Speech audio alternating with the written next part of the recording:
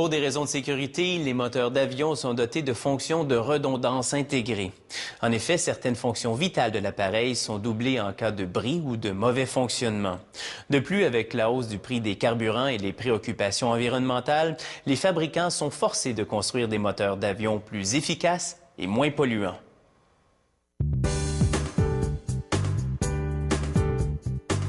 Les moteurs d'avion sont des merveilles d'ingénierie.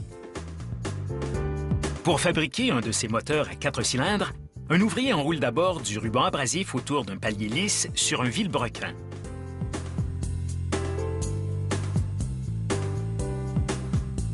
À l'aide d'un outil, il ponce le palier au diamètre voulu qu'il vérifie à l'aide d'un calibre mâchoire numérique.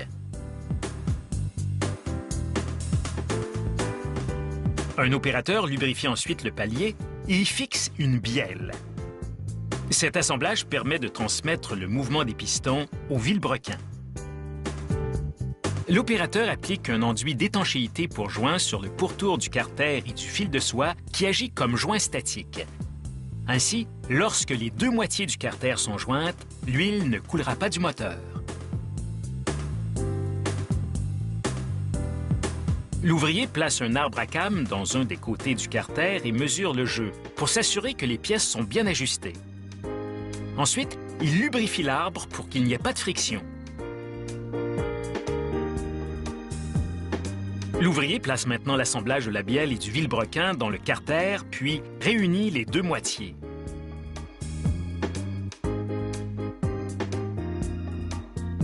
Pour éviter que les bielles ne frappent les côtés du carter, il installe des plaques de couple.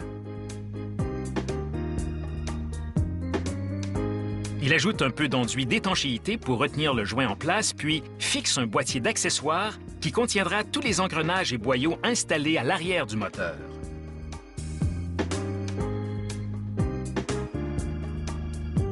Il installe maintenant le carter d'huile qui retient la conduite d'huile, puis fixe un piston à chaque bielle.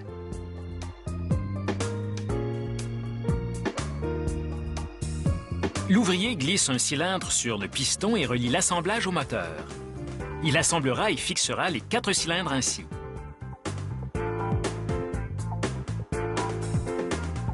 L'ouvrier insère des poussoirs hydrauliques, puis des tubes poussoirs qu'il maintient en place à l'aide d'un disque de retenue.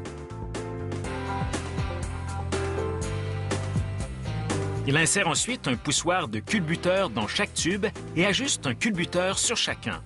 Il complète ainsi l'assemblage du cylindre et des soupapes.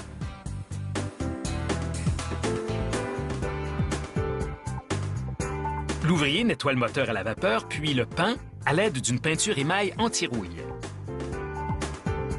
Voici les bougies. Elles sont installées aux extrémités des cylindres.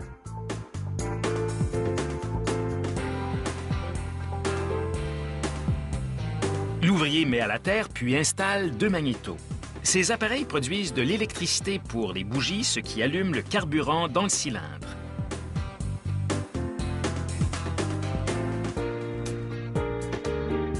L'ouvrier relie le magnéto et les bougies, puis vérifie le calage de la distribution et d'allumage du moteur. Viennent ensuite les protecteurs thermiques, les tuyaux d'admission, tous les raccords des bougies et tubes de vidange, et finalement, l'injecteur.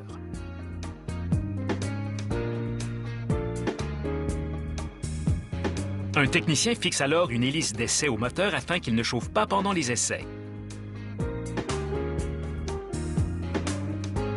Le technicien fait fonctionner le moteur à l'aide des commandes, tout comme le ferait un pilote, et vérifie tout, de la vitesse et de la température du moteur à la pression de carburant et au flux d'air.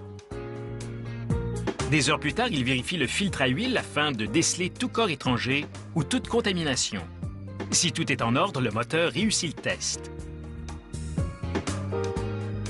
À ce moment, un ouvrier verse de l'huile de protection dans les cylindres. Cette huile spéciale préserve le moteur pendant l'expédition au client, qu'il s'agisse d'une usine d'aviation ou d'un propriétaire privé.